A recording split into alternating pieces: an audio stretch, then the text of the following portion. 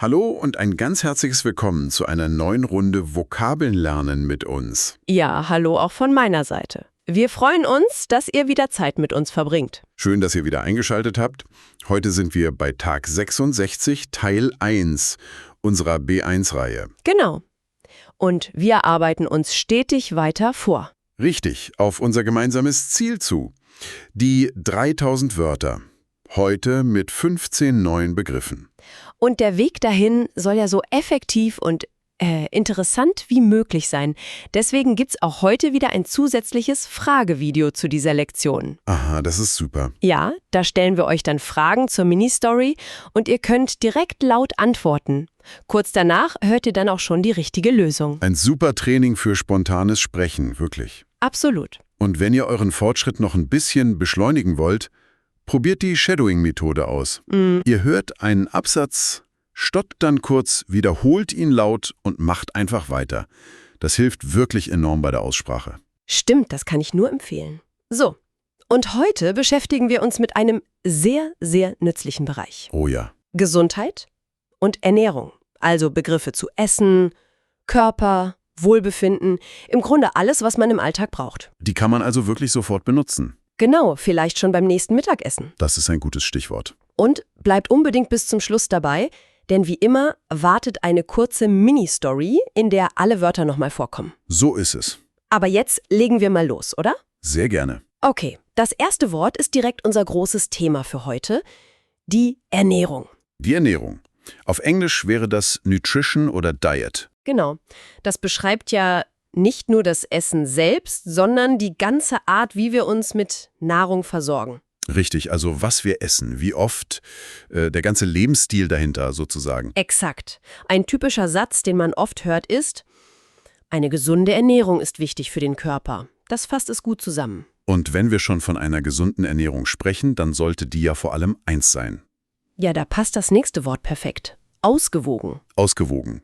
Auf Englisch balanced. Das bedeutet, es ist alles im Gleichgewicht. Also, man isst nicht nur eine Sache. Sondern so eine gute Mischung aus verschiedenen Lebensmitteln. Genau, man kann sich das wie eine Waage vorstellen, die in der Mitte bleibt. Unser Beispielsatz lautet: Eine ausgewogene Ernährung enthält viel Obst und Gemüse. Der Klassiker. Und das Gegenteil davon, wenn man vielleicht zu oft zu Fastfood greift, dann ist die Ernährung meistens sehr Fettig. Das ist unser nächstes Adjektiv. fettig. Also greasy oder fatty auf Englisch. Richtig. Damit beschreibt man Essen, das viel Fett enthält oder in viel Fett gebraten wurde. Da hat man ja sofort ein Bild im Kopf, ne? Absolut. Unser Beispielsatz ist da auch ein Klassiker. Pommes frites sind sehr fettig. Das stimmt. Wenn etwas aber nicht nur fettig, sondern generell ungesund ist, dann kann man es auch mit einem noch stärkeren Wort beschreiben. Dann ist es Schädlich. Ein sehr wichtiges Adjektiv. schädlich. Auf Englisch harmful. Das bedeutet, etwas ist schlecht für uns, es schadet unserer Gesundheit. Und das bezieht sich ja nicht nur auf Essen. Unser Beispielsatz zeigt das ganz gut. Rauchen ist schädlich für die Lunge. Aber auch zu wenig Schlaf ist schädlich oder zu viel Stress. Genau, sehr universell einsetzbar. Und all diese Dinge, eine unausgewogene, fettige oder schädliche Lebensweise, die haben oft eine direkte Auswirkung auf unser nächstes Nomen, das Gewicht. Also Weight auf Englisch. Es beschreibt, wie schwer eine Person ist. Man sagt ja zum Beispiel, er achtet sehr auf sein Gewicht. Das heißt, er kontrolliert es bewusst. Richtig. Und dazu gehören zwei ganz wichtige Verben. Fangen wir mal mit dem an, was nach den Feiertagen oft passiert. Ah ja, das kenne ich nur zu gut. Man nimmt zu. Das Verb ist zunehmen. Genau, zunehmen. Auf Englisch to gain weight. Es ist ein trennbares Verb, also ich nehme zu. Und das Perfekt ist hat zugenommen. Richtig. Ein typischer Satz wäre: Im Urlaub habe ich 2 Kilo zugenommen. Das passiert schnell. Das Gegenteil davon ist dann oft der gute Vorsatz fürs neue Jahr. Man möchte dann, Abnehmen, also to lose weight. Das ist ebenfalls trennbar. und das Perfekt lautet hat abgenommen. Es beschreibt eben den Prozess, leichter zu werden. Ein typisches Ziel könnte sein, ich möchte bis zum Sommer 5 Kilo abnehmen. Absolut. Und eine populäre Art, die Ernährung dafür umzustellen, ist ja, auf Fleisch zu verzichten. Dann ernährt man sich Vegetarisch. Unser nächstes Adjektiv. vegetarisch. auf Englisch Vegetarian. Also man isst bewusst kein Fleisch und keinen Fisch. Heutzutage ja in jedem Restaurant ein Thema. Eine ganz normale Frage ist deshalb, haben Sie auch vegetarische Gerichte? Richtig. Um sich so zu ernähren, muss man ja eine Entscheidung treffen. Man entscheidet sich, auf etwas zu verzichten. Genau. Das Verb ist verzichten. Auf Englisch to do without. Das Perfekt ist regelmäßig, hat verzichtet. Und ganz wichtig, man benutzt es fast immer mit der Präposition auf. Man verzichtet auf etwas. Guter Hinweis, es bedeutet ja, etwas bewusst nicht zu nutzen. Unser Beispiel ist, er muss aus gesundheitlichen Gründen auf Zucker verzichten. Manchmal ist dieser Verzicht aber nicht freiwillig, sondern der Körper zwingt einen dazu. Das nennt man dann eine Allergie. Das Nomen ist die Allergie. Die Allergie. Auf Englisch Allergy. Das ist ja eine Überreaktion des Körpers auf eigentlich harmlose Dinge. Genau, wie Pollen oder eben bestimmte Lebensmittel. Das ist super wichtig zu kommunizieren. Absolut. Ein Satz wie, sie hat eine Allergie gegen Nüsse, kann lebenswichtig sein. Stimmt. So, jetzt verlassen wir mal den Bereich Ernährung und schauen uns den Körper allgemeiner an. Was kann denn beim Sport oder bei einem kleinen Unfall passieren? Man kann sich eine Verletzung zuziehen. Das nächste Nomen. Die Verletzung. Auf Englisch Injury. Das kann ja alles Mögliche sein. Ja, eine kleine Schnittwunde, ein blauer Fleck, ein Knochenbruch. Ein sehr allgemeiner Begriff. Richtig. Ein typischer Satz wäre, wegen einer Verletzung kann er keinen Sport machen. Man muss dann eine Pause machen. Und wenn man so eine offene Wunde hat, also wenn die Haut kaputt ist, dann fängt sie meistens an zu Bluten. Das Verb ist bluten. bluten, to bleed. Das Perfekt wird mit haben gebildet, hat geblutet. Das kann ja schon beim Gemüseschneiden passieren.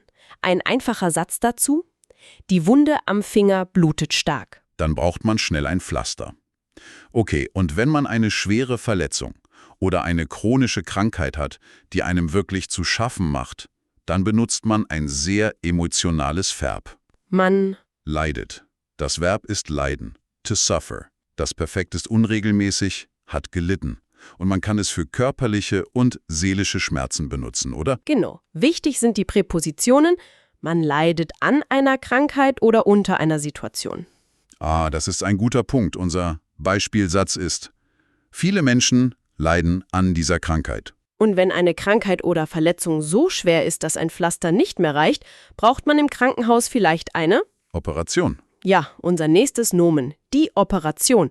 Auf Englisch Surgery oder Operation. Ein Wort, vor dem viele Respekt haben. Ja, wenn alles vorbei ist, ist man erleichtert und kann hoffentlich sagen, Die Operation ist gut verlaufen. das hoffen wir doch. So, jetzt kommen wir zu unserem letzten Wort für heute. Ein Adjektiv, das vieles zusammenfasst. Oh ja, es beschreibt alles, was mit dem Körper zu tun hat. Das Wort ist körperlich. Körperlich. Auf Englisch physical. Das ist ja quasi das Gegenteil von seelisch oder geistig. Genau, es bezieht sich nur auf den Körper. Man spricht zum Beispiel von körperlicher Arbeit. Der Beispielsatz ist, er hat schwere körperliche Arbeit geleistet. Sehr anstrengende Arbeit also. Ein perfektes Abschlusswort für heute. Finde ich auch. Das waren die 15 Wörter. Und bevor wir jetzt gleich zur Geschichte kommen, eine kurze Anmerkung von uns. Genau. Falls euch unser Lernformat hier gefällt, lasst doch sehr gerne ein Abo da und drückt auf den Daumen nach oben. Das unterstützt unseren Kanal wirklich sehr und so bleibt ihr auch immer auf dem Laufenden. So ist es. Und jetzt verbinden wir all die neuen Wörter in unserer Mini-Story. Genau. Hört einfach gut zu und versucht mal, die Wörter wiederzuerkennen. Die Geschichte handelt von Leo und Julia, die sich in der Küche unterhalten. Leo fühlt sich in letzter Zeit oft schlapp und hat im letzten Monat auch ein bisschen zugenommen. Und sagt dann, ich glaube, meine Ernährung ist im Moment einfach zu fettig. Ja. Und er will einfach nicht länger unter dieser ständigen Müdigkeit leiden. Julia hört ihm zu und meint dann, wenn du dich besser fühlen willst, musst du vielleicht auf ein paar Dinge verzichten. Sie schlägt ihm eine ausgewogene Kost vor. Sie weiß ja, wie schädlich eine einseitige Ernährung sein kann. Und Leos Ziel ist jetzt klar. Er will ein paar Kilo abnehmen und wieder besser auf sein Gewicht achten. Also sind die beiden motiviert und wollen sofort etwas Gesundes kochen. Aber beim Schneiden von Karotten passiert's. Oh, Leo rutscht mit dem Messer ab. Es ist nur eine kleine Verletzung, aber der Schnitt am Finger fängt sofort an zu bluten. Ah, der Klassiker. Klar, Julia holt schnell ein Pflaster und kümmert sich darum. Danach suchen sie dann ein Rezept. Dabei müssen sie aber etwas Wichtiges beachten. Leo hat eine starke Allergie gegen Nüsse. Okay, das schränkt die Auswahl ein. Ja, aber sie finden schließlich ein leckeres vegetarisches Rezept für ein Linsencurry. Das klingt gut. Leo spürt, dass diese Umstellung eine große positive Veränderung für sein körperlich Wohlbefinden sein wird. Und er ist sicher auch sehr froh, dass dafür keine Operation nötig ist, sondern nur ein bisschen Disziplin. Eine sehr schöne, alltagsnahe Geschichte. Man kann sich die Situation richtig gut vorstellen. Genau, das ist das Ziel. Und jetzt seid ihr an der Reihe. Richtig. Schreibt gerne eure eigenen Beispielsätze mit den neuen Wörtern unten in die Kommentare. Wir freuen uns sehr darüber und lesen wirklich alle. Und wenn euch diese Lektion gefallen hat, abonniert den Kanal und lasst uns einen Daumen nach oben da. Das ist eine kleine Geste, die uns aber sehr hilft. Morgen machen wir übrigens weiter mit dem Thema Politik und Gesellschaft. Ein sehr spannender Bereich, wie ich finde. Oh ja, mit vielen wichtigen Wörtern für Diskussionen. Seid unbedingt wieder dabei. Bis dahin, passt auf euch auf. Tschüss und bis morgen.